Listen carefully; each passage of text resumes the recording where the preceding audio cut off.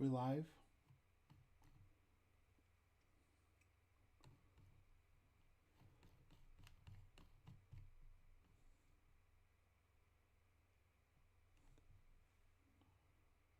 Hmm.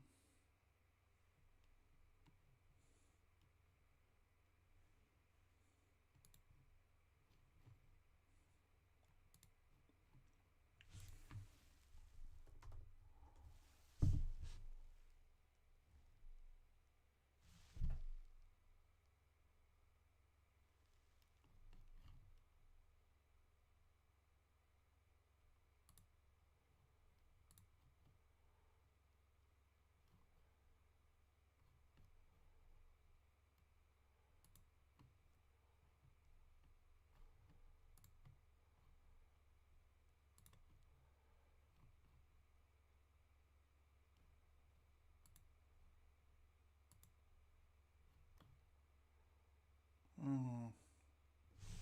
All right. Are we live yet? Is anyone? Can you hear me? It's been so long since I've done this. I can't. I don't know if I'm doing it right. Mm. Mm-hmm. Can you guys hear me? I'm live. All right. Man, it's been forever.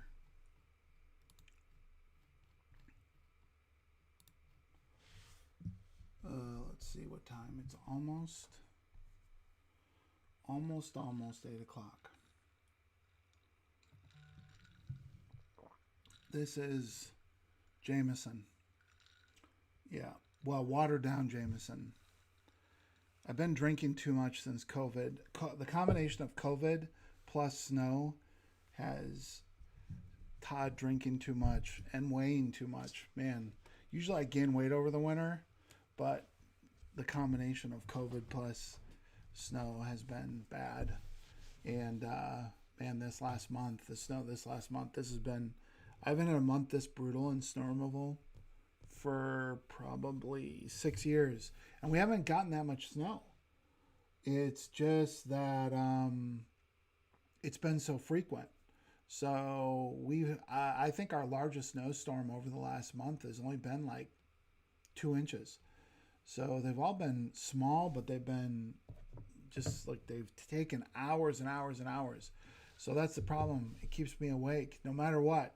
A 1 inch snowstorm or a foot, it keeps me awake because I have to make sure everything's done. Um, all right. Oh, my daughter's joined me. That's hilarious. She must be. She's missing the family because she's out in Pennsylvania. Let's see here. Well, I think we have. Let's see. All right, we're at 8 o'clock. So anyway, I'm going to. It's been forever since I've done one of these, so I wanted to do a stream talking, just kind of getting up back up to speed. I know there's not been a ton of new Cybertruck news in the last whatever 30 to 60 days. I have a feeling that we're headed for the update is imminent. And there's also a bunch of things that I want to talk about. One thing, anytime I post about the fact this last month or 6 weeks about snow, people want me to talk about Cybertruck for snow removal and snow plowing. And I actually was good because normally I'm not in a plow truck, but occasionally I have to get in a plow truck because we end up not having operators, and so I got to jump in and drive. And so this year, because of how long some of these storms were, I actually had to plow several times over the last 30 days. And it was interesting because as I was plowing, I was sitting there thinking, oh, this could be a problem with the Cybertruck, and I'll get into that in a second. But first, just talking in terms of the pros. So I guess first, there's a question about whether or not the Cybertruck will accommodate plows. And I would have to believe that somebody's going to figure out how to mount a plow to the front of the Cybertruck and not drill into the battery or drill into some essential electronics. So I'm hopeful that we'll be able to use the Cybertruck as a snowplow. But there's a bunch of things that are good about the Cybertruck for snow plowing, and it has to do with the traction control system, the weight, and the low center of gravity. So what you see on the screen, this is a truck that I probably drove about 80% of the time while I was plowing. And unless I had salt in the salt hopper, and there's not a picture of the plow, but unless I had a salt in the salt hopper, I had a very hard time getting going unless I was in four-wheel drive. And that's because it's got a relatively light, trucks have a very light back end, and they tend to want to fly all over the place unless you have the front wheels engaged. And so I actually was thinking on a number of occasions, boy, I think this would have been a lot easier with a Cybertruck. So from a weight standpoint, from a center of gravity standpoint, from a traction control standpoint, I think the Cybertruck is going to be awesome.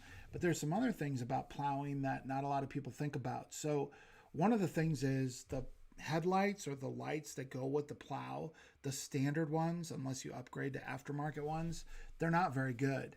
And so a lot of guys have the roof mounted headlights for plowing, and that makes a huge difference when you're plowing, and the Cybertruck will have that. So I think from a lighting standpoint, it's going to be awesome. So I think from a performance standpoint, the Cybertruck will be a very, very, very good plow vehicle. Cons. So this is the biggest thing that has me worried about the yoke and eliminating the forward and reverse from the stock. So I'm not sure if I can demonstrate this, but when I'm plowing, I have my hand on the steering wheel. Let's see, yeah, like this. And then I have my right hand free, and in that I have my plow joystick, but I'm also usually will keep my pinky on the drive shaft, not the drive shaft, the shifter.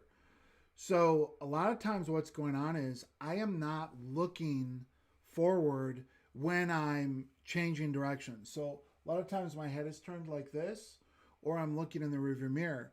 And so I'm shifting gears blind. So I've done this enough, I can shift into reverse and shift into drive without looking at the mechanism. And there's no way, unless there's a button on the stock, that it will allow me to do that. The other thing is that I'm steering with one hand so that I can control the joystick with the other hand. And I'm really concerned with the yoke that I won't be able to open hand steer like this without looking out the front window. Now you might think, oh, that's just a problem with plowing. But in fact, a lot of time you're not looking out the front windshield when you're steering with a truck because you're backing up. Now, I'm sure that the Cybertruck's going to have some fancy tools for backing up, but a lot of people, I can back up at 40 miles an hour, 45 miles an hour when I'm plowing. Now, I don't do that during the day when there's customers around, but at night by myself, I can back up super fast. And so once you get good at plowing or docking a trailer or backing up a trailer, you're a lot of times looking out the rearview mirror or the side mirrors while you're backing up. You're not looking out the front windshield. And having that yoke, man, I'm really concerned about its utility. And I think it's going to be a bit of a turnoff for people that use the Cybertruck or use their trucks as real like work trucks. So my preference would be that that's an option, but I doubt it's going to be that. And Would I care, or is it a big deal to me? No, because I don't plow with my personal vehicle anymore. So, but I do think it will hurt the Cybertruck's adoption on the commercial side, because I think a lot of people will look at that yoke and feel like, I'm not sure I'm going to be able to plow or back up really quickly with, I won't be able to feel the steering wheel when I'm not looking at it. So, anyway, everyone, I've gotten a lot of requests to talk about it. That's all I really have to say. The other thing I'm a little concerned about, you can kind of see here, most people in that plow will want a salter in the back of their truck. And that's my other concern with the Cybertruck, is will it be able to accommodate a standard pickup type salter? On the flip side, the fact that it's stainless steel makes me a lot less worried about salt getting down. You can kind of see here there's a gap between the salter and the bed rail, and always salt gets down in there, and you have to clean it out, power wash it out after the storm is over. And so if it's stainless steel, I'm not going to worry about it as much. So it's a mixed bag. I'm not like 100% believing the Cybertruck will be a great plow truck. I want it to be. I'd like to be able to plow with it. We'll just have to see what happens there. All right. So let's see. Yeah, we'll see about the yoke.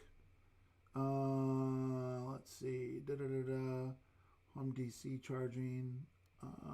I don't know about that. I don't know enough about charging.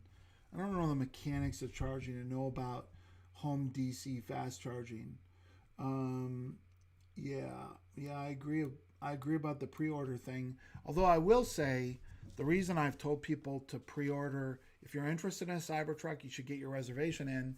Historically, with the other vehicles, there's been an awful lot of dropout. And I'll just give you, in my case, I have 3 reservations, right? I have a tri-motor and 2 dual motors reserved.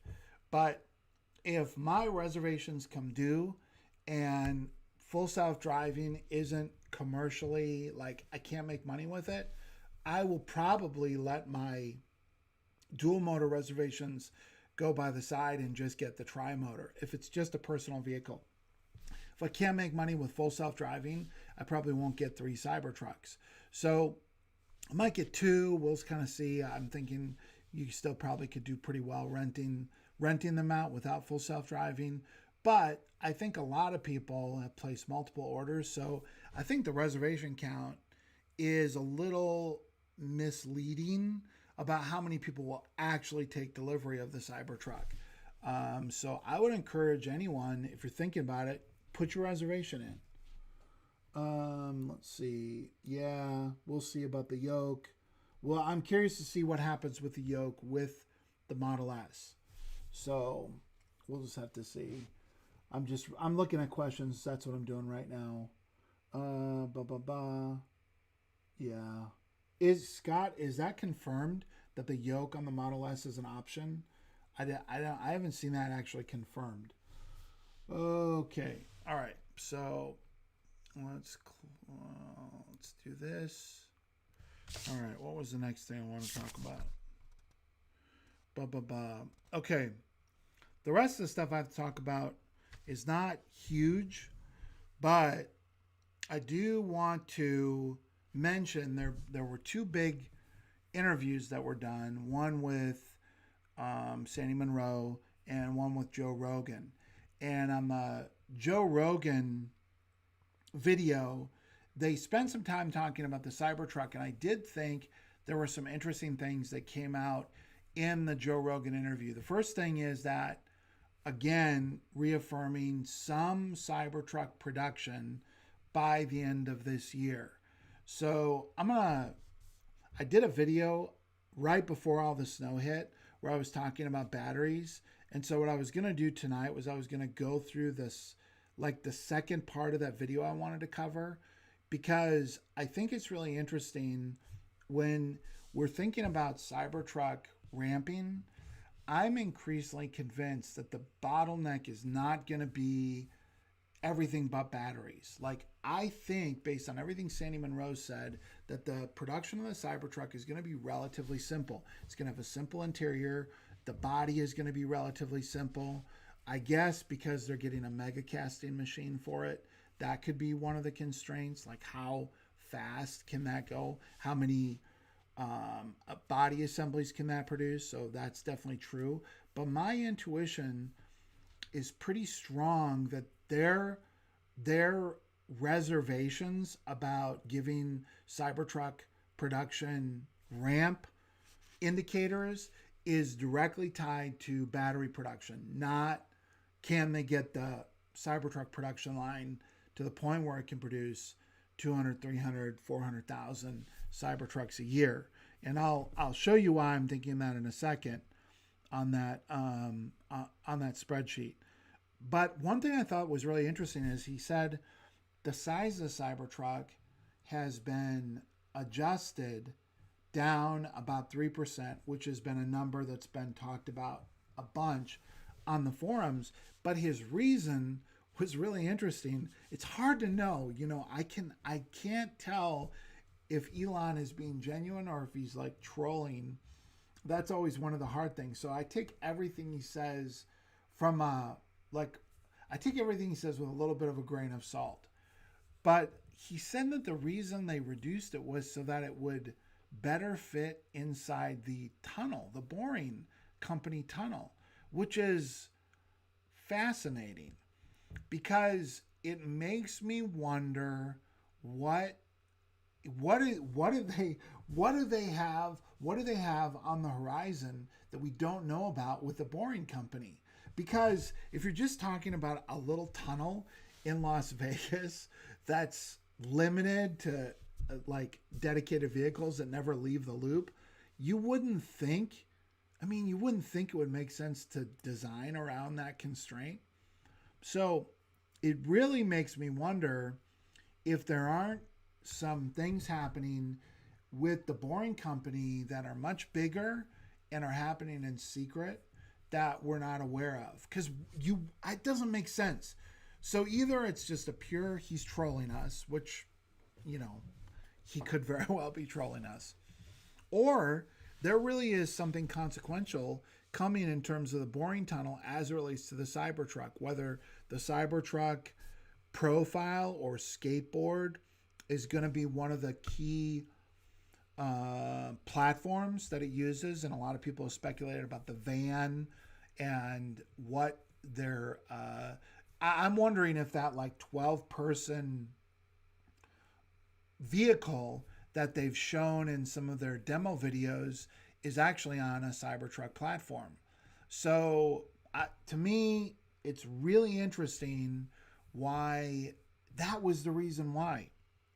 So the other thing is that more or less the Cybertruck that was revealed is the Cybertruck we're going to see, which of course I think especially has me interested in the issue of rear view mirrors and windshield wipers.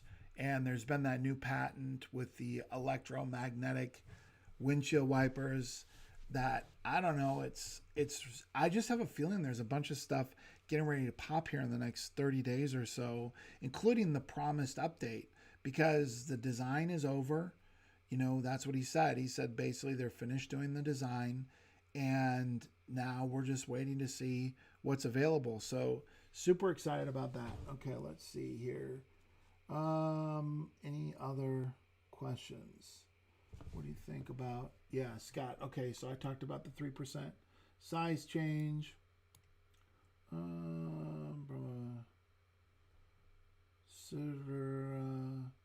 Yeah, I personally feel that what's going to happen. Well, we're gonna go through my little forecast here because I think it's really interesting.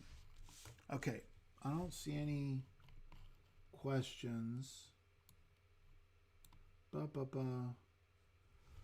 Yeah, so Environmental Canadian, yes, they did go through the boring company tunnel with the Cybertruck, but if you listen to the whole, this is a pain in the butt having Rogan over only on Spotify. Trying to go in, like, used to be super easy for me to go into those interviews and find little chunks. It's super hard now to do inside of the Spotify platform. But I will say you can watch the video. I didn't know this. I thought Spotify was only audio, but it is video. They have video only, but it is nowhere. It's nowhere near as smooth or seamless as YouTube.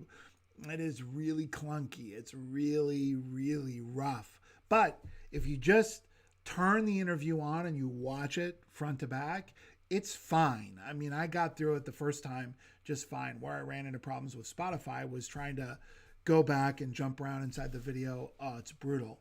But it is what it is. That's where it's available. So it is what it is. You don't have to pay anything to get access to that. It's just premium if you want to, like, not have all the ads. Anyway, long way of saying he addressed the fact that they went in there, but he said it was hair raising to go through with the size of the Cybertruck as it is.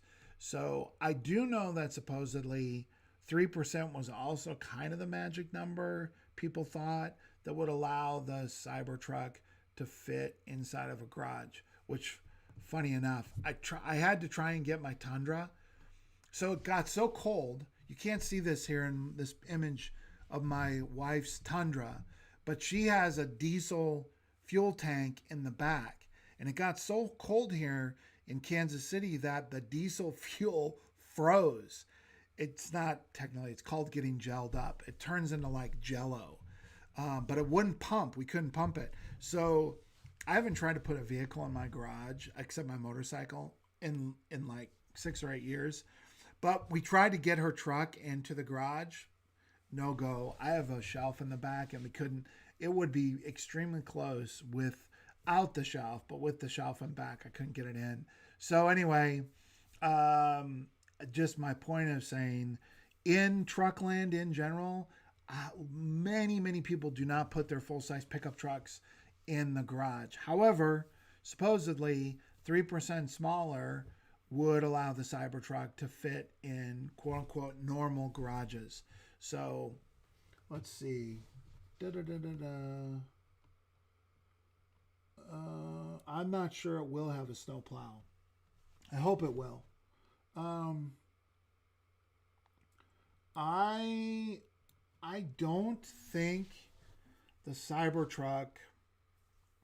Most of the hotshot trailers I've seen are gooseneck and or fifth wheel, mostly gooseneck.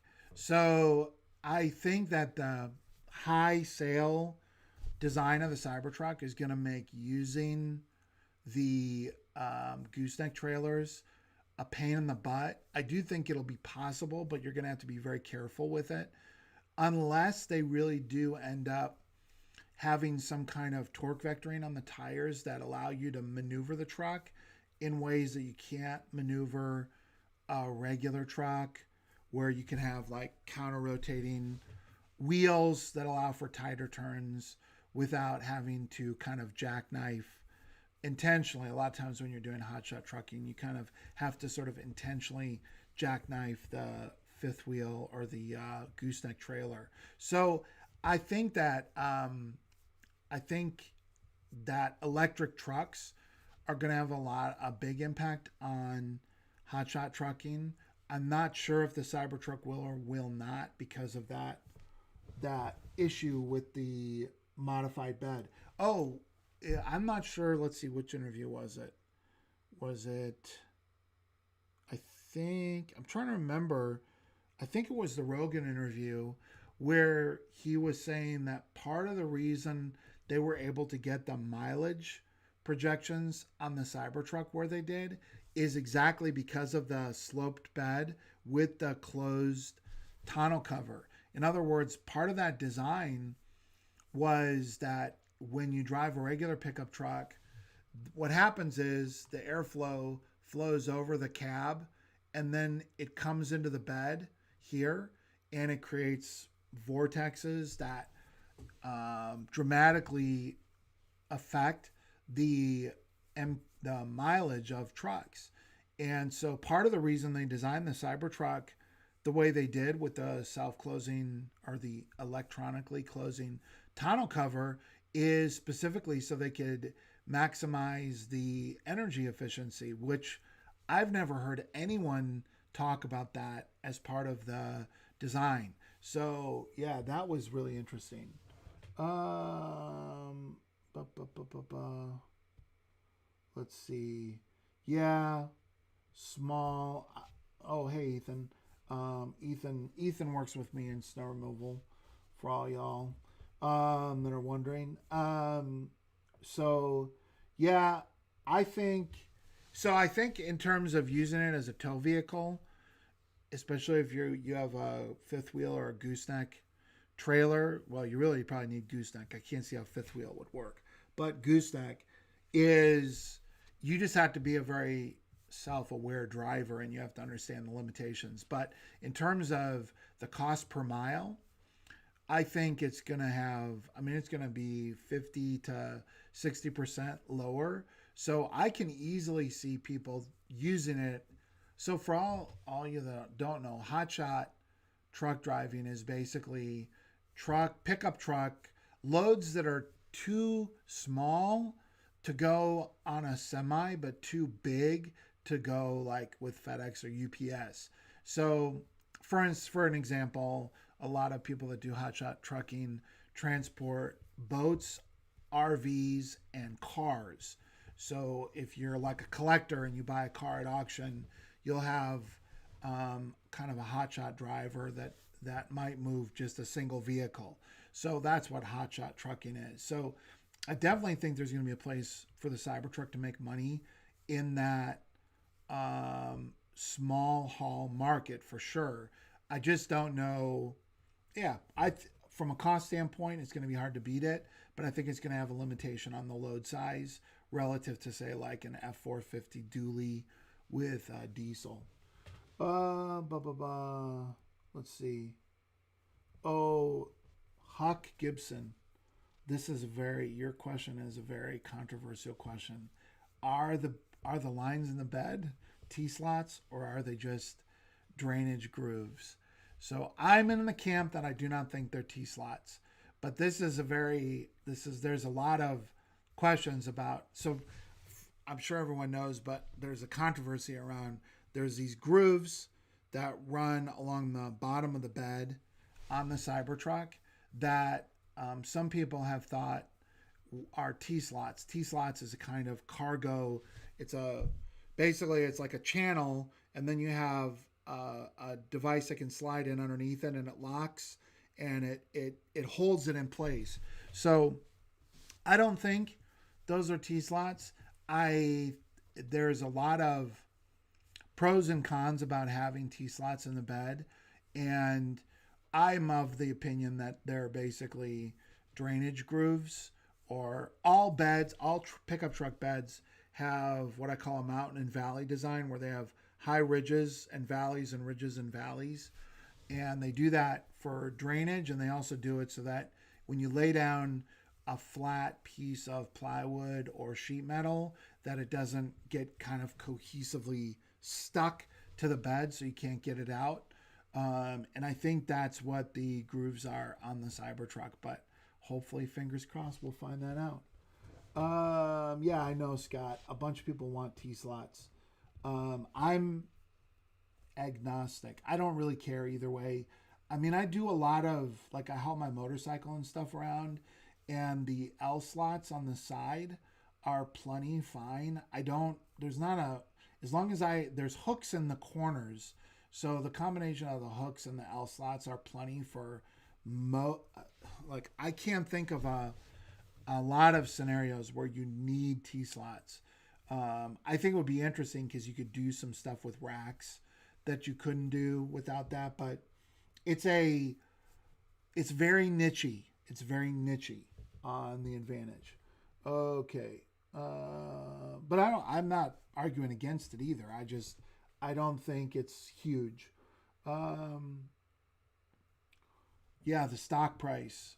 I'm not a financial advisor, but I just told my wife at dinner that we're back in the range where I might start buying some more stock because I haven't been buying since it hit about 650 a share, because I felt like it's run up too far. I felt like it's got a little over its skis, so to speak, over the tips.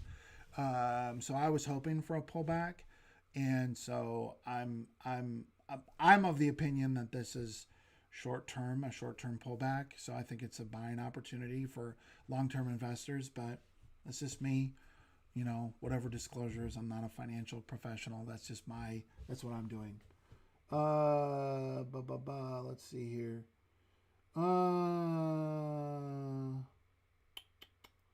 Okay. I think that's it. So let me see what else I want to cover. Oh, Sandy Monroe. In the Sandy Monroe video, and I'm not going to play it here, but at minute 38, and they have time stamped it. Let's see. And okay, electronics and wiring. So about 37 minutes in, or 38 minutes in, they have a conversation about wiring. Now, I mention this because one of the things that they talk about is this idea of power and data being on the same wires. And if you've watched my video on the top 15 accessory power rankings, one of them was a, exterior accessory power and control outlets. So basically a grown-up version of USB. So in that video, I basically talk about how people want to be able to add electronic devices that they can control from inside the cab, cameras and lights specifically for off-roading, or like in the example I gave with snow plowing. I would really like to have a backup camera that sits up high, so not the one you have normally at the bumper level, and that's because I have a salter. Usually I have a salter in there, and I think we'll be able to put a salter in the back of the Cybertruck with the bed down. We'll see. I don't know if it can bear the weight of that or not, but well, we can. It's just, will it be a 6.5 foot salter, or will it be an 8 foot salter? But the point is that I would want a reverse camera on that, and back and lights up on the back of my salter that I could control from inside the Cybertruck by just basically having some USB type power things that I can control. Both I can power them and control them. And what is really interesting to me is that they're thinking about, how do you transform the electrical system of the vehicle so that power and data are running on the same wiring infrastructure. And once you get to that point, it really is not, well, I don't know. What am I saying? I'm not an electronics engineer, and I'm not a programmer, but it strikes me as being you're easily now starting to get to the point where you can have this exterior power and control outlets, basically Bluetooth for your vehicle. And when I heard that, I was like, ooh, it sounds like they might be getting ready to do that. Now they're talking about 48 volts, which again, I'm not an electrical engineer. I don't know what limitations that would be in terms of powering devices and such, but I'm pretty sure, for sure, cameras will be fine there, and I'm pretty sure you can power some pretty significant lights with that, as well as I'm sure other peripheral devices. So I thought that was super interesting in that. And let's see, corrugated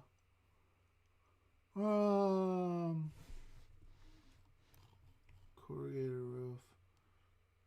Yeah, I'm not going to talk much about the stock. I figured I'd mention it, but just because there's been a big drop, and I see people freaking out about that. Let's see here. All right. Broad R Reach did this. What? What is that? Okay, I'm going to have to Google that. Broad R Reach. What is broad our reach.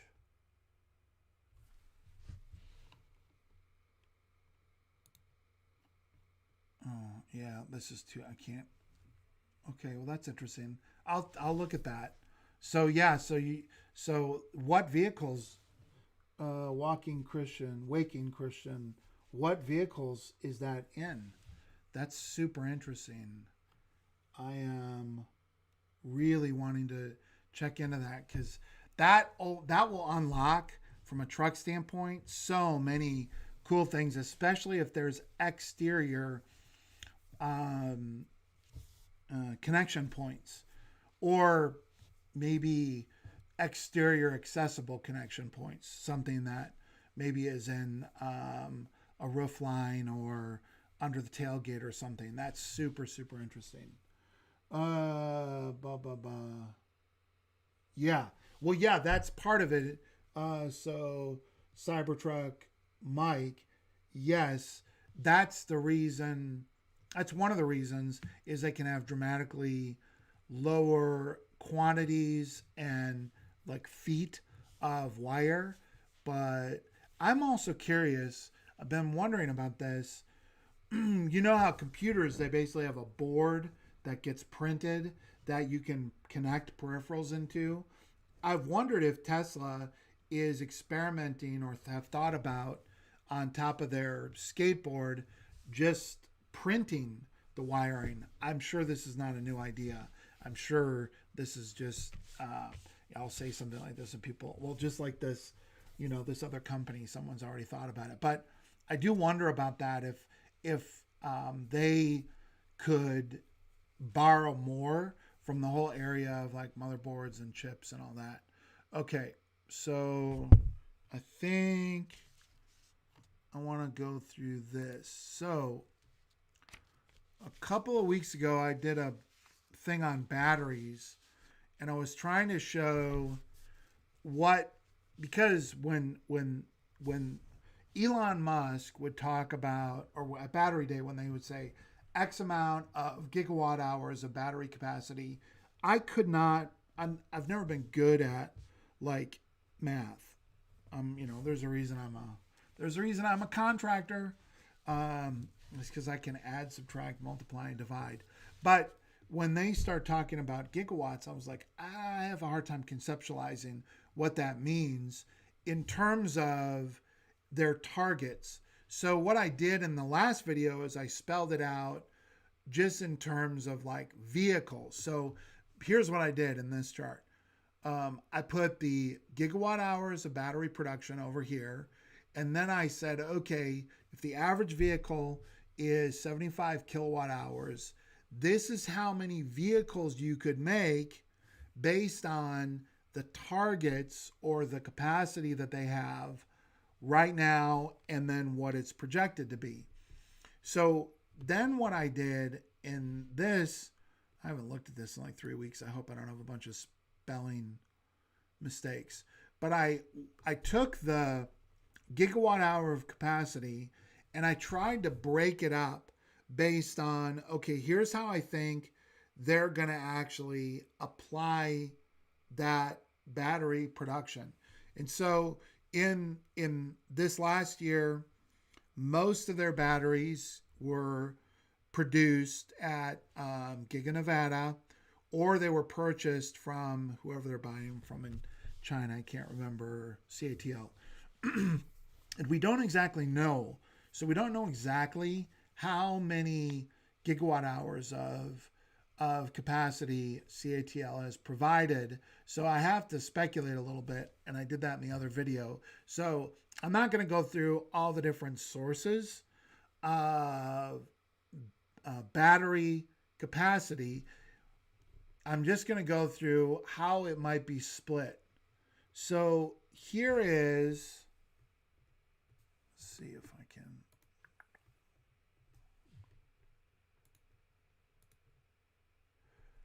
So this is 2021, and what you can see in 2021 is that most of their battery capacity is still coming from Giga Nevada and CATL in China. And I'm showing here that they could produce like 800,000 vehicles. I realize there's a good chance they get to a million. Keep in mind, I also, I think, I don't think the average is 75 kilowatt hours. It's probably closer to like 65 kilowatt hours. It's an example. So, but my point here is look at the jump from 2021 to 2022 in terms of gigawatt hours of production. So this is based on their the Berlin line coming online, the pilot line coming online, and the Panasonic. Oh yeah, so in my last video I mentioned that there's this Panasonic. No, not Panasonic. LG Chem.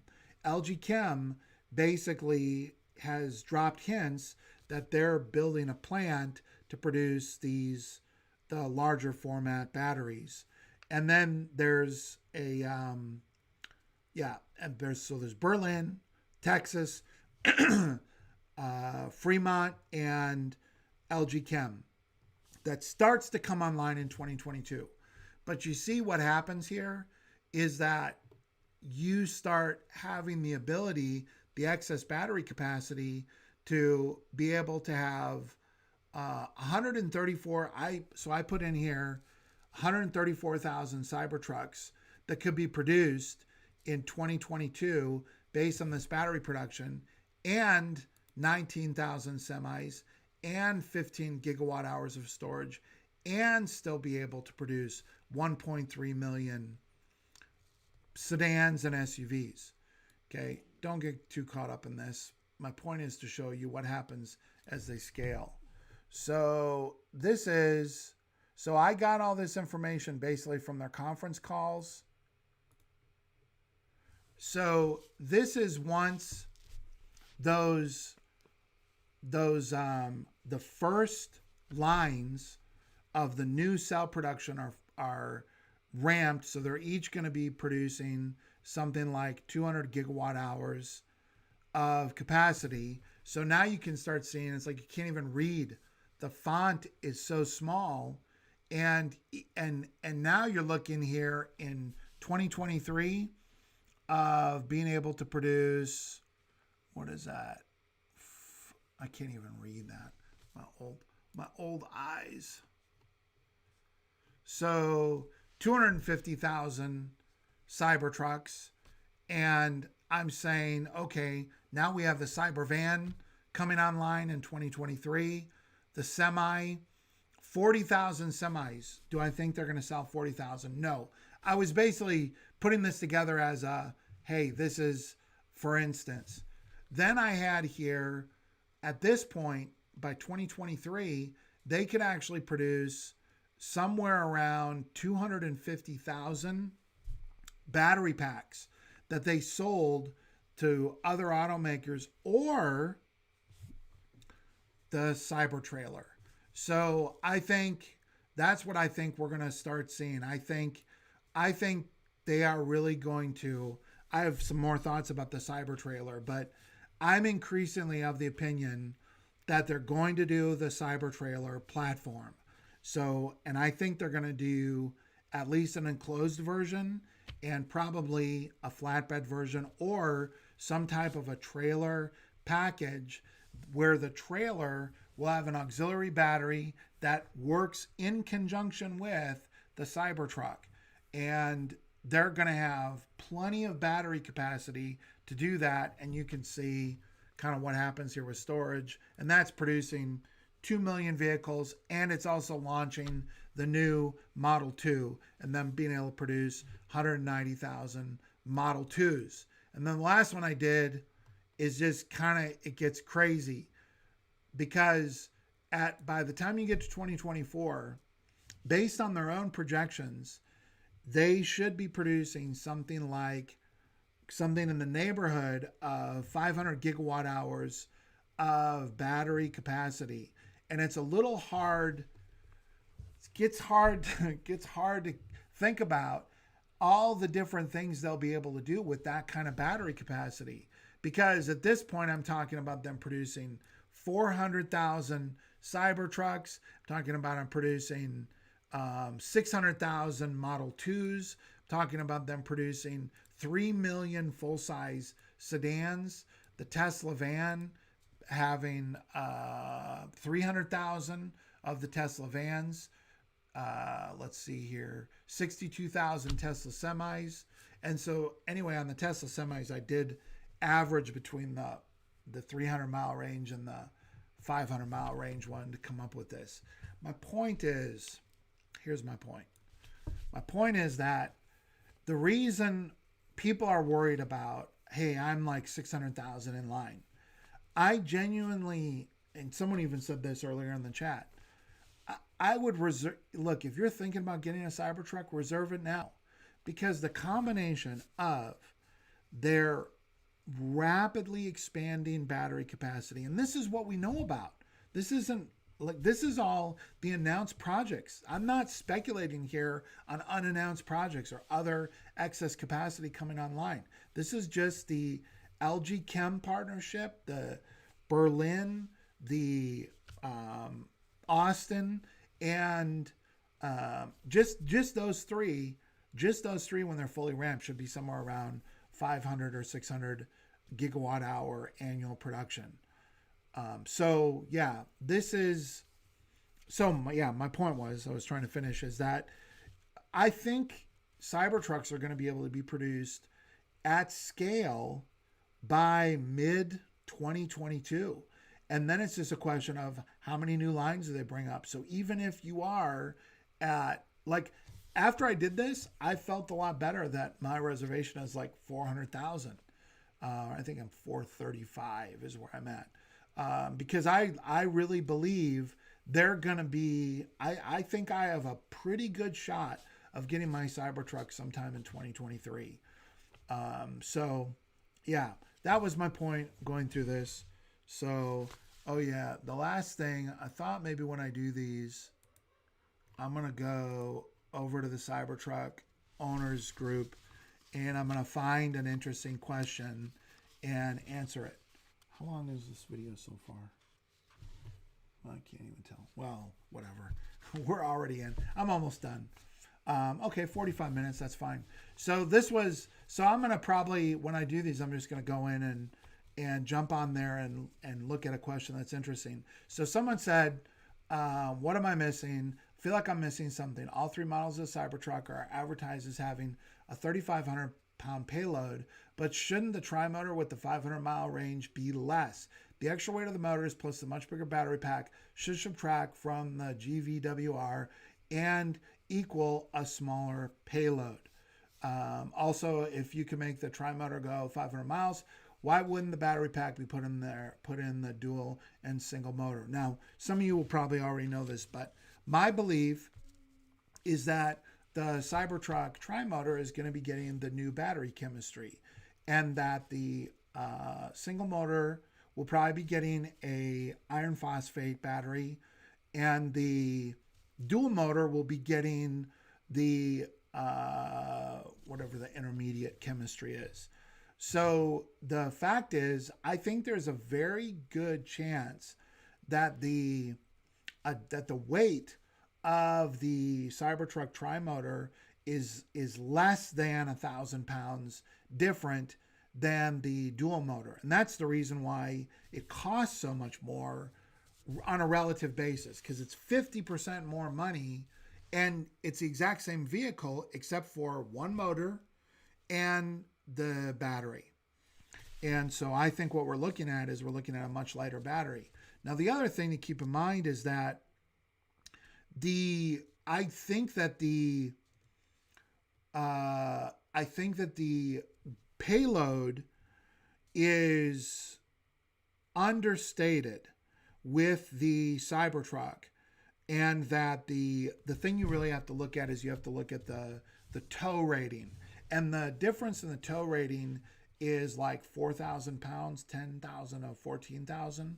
So the reality is that you have vehicles, so like an F-250 only has a payload rating of about 30, like 31, 32, something like that, 100 pounds, and an F350. Each version goes up by like 500 or 1,000 pounds, but they're basically all the same engine. The thing that changes the weight rating is not the weight, it's the suspension and the brakes. So, and the axle composition. I don't exactly know how the axle works with the Cybertruck, but my point is that you have vehicles that essentially are the same except for their suspension and brakes, and whether or not they have an upgraded axle or a second axle or a wider axle that accommodates additional tires. So it's not really, my point is, you can increase your GVWR, your rating, by simply adding better brakes, better suspension, and better axle ratings. And again, because there's not an axle here, I don't think, in the traditional sense. I guess I don't really understand. Well, no one does. We haven't seen underneath the Cybertruck yet, but that's so it's not so much the base weight of the vehicle, because you have diesel trucks that weigh more, that have a higher payload rating because they have better suspension, better brakes, and more horsepower and torque in the engine. And so those are all the factors that go into that. And so it's really not the weight of the vehicle that is what's driving the payload, unless you're trying to keep it under. There's two thresholds that when it comes to commercial driving, you're either trying to keep the vehicle weight under 10,000 pounds or under 26,000 pounds. And so, but those are more, it's a bit of a game, and it's too much to explain here, and I don't even know all the details, but there's games that go on with those that aren't as much related to the performance of the vehicle as they are people trying to set the truck up to be able to tow more or not have to get CDL. So that's a whole complicated world that we don't need to get into. But anyway, that's it. Okay. I think that's it. All right. Let's see if there's any other questions. Yeah. I was in the market for an electric bulletproof Raptor, and then the CT appeared. Nice one. Go over some of the concept pictures of the CT. Oh, that's a good idea. Solil. Okay,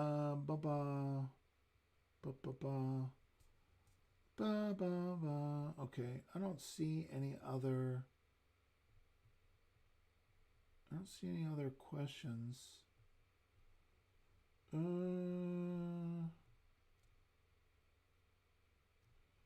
Yeah. Well, I would say someone asked about not buying the Cybertruck if it doesn't have a snowplow. Yeah, that's a person that relies on plowing snow to make their living. So I don't know who you are, but I understand that 10 years ago, I would have felt the same way, because I used my truck in personal production. And it's a non-negotiable when you do plow snow with your primary vehicle, that you have to be able to plow snow. My intuition is that there will be a plow available for it if the sales numbers. So I think what my guess is, I am hoping, for those of you, for the 5% of you that care about snow plowing, I am hoping to go to a couple of the trade shows this year. I'm hoping to go to the SIMA trade show and the GIE landscape and snow show in Kentucky. We'll see. Those both got canceled last year because of COVID. But a lot of those shows, they actually have the VP of product design or the lead engineer. They're there. They're in the booth. You can talk to them. And so I am going to ask them if they've given it much thought. I think so. My read on aftermarket in general, so this would be all aftermarket, including snowplows, but not limited to snowplows. My read is that the aftermarket isn't going to put a lot of energy into doing stuff for Cybertruck until A, they for sure know when it's going to start being delivered, and B, they start seeing some of the sales numbers. In other words, they want to see if the most people aren't paying attention to Cybertruck like we are. And a lot of them still think it's a joke. Literally, a lot of people still think it's like a practical joke. So I do think that I am going to talk to them and ask them when I go to the shows whether or not they're thinking about the Cybertruck in particular and electric vehicles in general. But the reality is we're headed towards an all-electric world. So I think the leading plow manufacturers and aftermarket manufacturers will start thinking about the Cybertruck if they start really seeing the sales numbers pick up. But I think it's going to be slim pickings for the first 18 months. And then I think as we start seeing whether or not this initial momentum continues, but you got to remember, all the electric trucks are going to have the same problem. They're all going to have the flat skateboard bottom.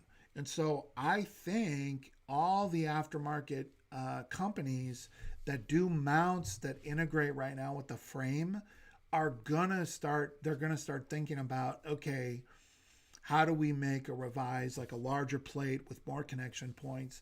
But they're going to start thinking about it because it's not just going to be the Cybertruck. It's going to be, we're going to see, I feel pretty confident within 3 years, we're going to see a bunch of trucks that are selling electric pickups that are selling more than 50,000 units a year. So this is a problem that has to be solved. I don't think it's going to get solved in the first year of the Cybertruck, but I would not at all be surprised if we have some prototype plows and other aftermarket kits in the first 6 to 9 months. But I think for production, we probably have to expect probably 2024 would be my bet, is when we really start seeing the aftermarket take off for the Cybertruck in particular and electric pickups in general. Maybe sooner, maybe 2023. By 2023, yeah, probably 2023. I think, yeah, these people are conservative. They don't want to stick a bunch of energy into doing something that they're not going to be able to sell. So they're going to want to know it's not a niche vehicle. They're going to want to know it's got at least, like Toyota Tacoma sells 150,000 a year. If it gets to that volume right away, you're going to get a lot more interest. And I think that's what they're looking for. Will it be 100, 150, 200,000 units a year? In my mind, it's a no-brainer. It's going to do it. But, I can understand why they're not going to throw a bunch of money behind it. All right. Let's see here. I think... Let's see. I think we're... Yeah. Oh, yeah. Yeah, I would agree. A lot of people still think it's a joke. I'm going to do a reaction video. Matt, what's his name? Farah?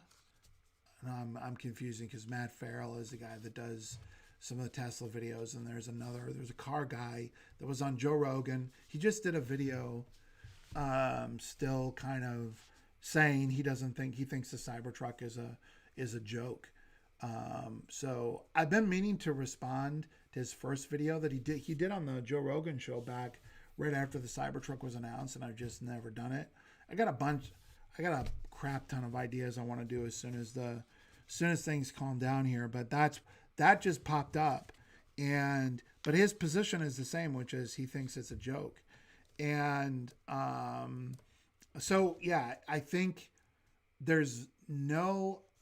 I'm really anxious to get the update from Tesla and Elon Musk on the final design, which I'm hoping, Elon keeps dropping these hints that the design is all done, everything's wrapped up, everything looks good. So it feels to me like something's getting ready to drop pretty quick. So I think that when people see that it's really happening, that the production facilities are really going up, and that they're really going to start rolling off the line, I think we'll start to see more belief that the Cybertruck, more or less as it was revealed, is going to happen, and then it's got a lot of people very excited for it, which I think that because people are so polarized about the people that don't like the way it looks, they literally hate the way it looks. So, and they just cannot conceive. It's so funny because they can't conceive that anybody would buy it because they think it looks so bad. And I think that's so funny. Whenever I engage someone like that in the comment section, I'm like, have you ever watched the Academy Awards? You know, like, style is very subjective. And so I think it's just because you don't like something doesn't mean there isn't a huge market for it. But I think people are blind in a way, and they think if they don't like something that it's not popular. And until it actually happens and people see them flying out, and I think we're going to have some great videos coming from the Cybertruck as far as off-roading and drag racing and stuff that will get people a lot more excited about it than they are right now, because it's still just really, I mean, there's only been one that we know of that's been produced, and we don't have any footage like we do with the Rivian, so it doesn't feel as real yet. So yeah, anyway, all right, we're at an hour. I think that's good for our first one. I don't know if I'm going to do these every week. I will probably do them more as we get closer to the first one rolling off the line, but I might try and do them like every other week. And especially now that we're mostly through winter, I shouldn't have the same kind of just intense scheduling pressures. So we'll just, we'll see what we'll see what's there interesting, but I missed y'all. I missed talking about the Cybertruck, and it's fun to see a lot of familiar names on here on the chat. So, other than that, we'll catch you next time. So, bye.